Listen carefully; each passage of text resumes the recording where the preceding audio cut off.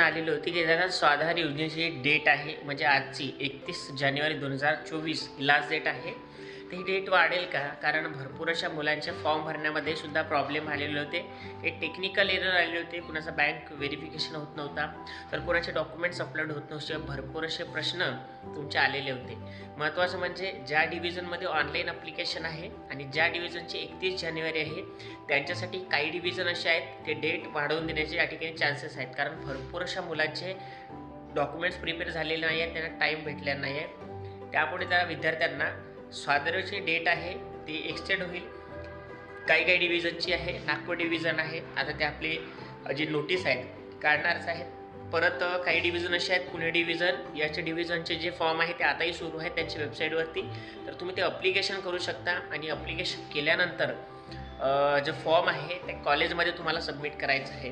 काही ठिकाणी समाज कल्याण ऑफिसमध्ये नेऊन द्यायचं आहे. तुम्हाला ऑनलाईन अप्लिकेशन करायचं आहे, फॉर्म बरोबर फिल करायचं आहे आणि फॉर्म फिल केल्यानंतर डॉक्युमेंट्स बनवायचे आहेत. त्याचे 3 बंचेस बनवायचे आहेत. तुम्हाला 2 बंचेस जे आहेत कॉलेजमध्ये सबमिट करायचे आणि 1 बंचेस आपल्याकडे ठेवायचे आहेत.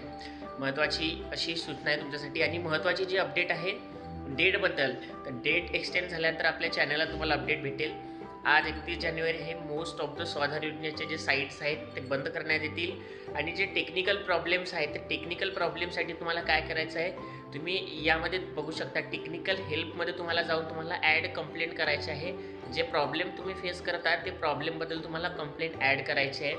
जवळपास 2 ते 3 तासानंतर तुम्हाला काय त्याबद्दल सोल्युशन मिळेल आणि जे तुमचा प्रॉब्लेम आहे तो सुद्धा सॉल्व्ह करण्यात येईल.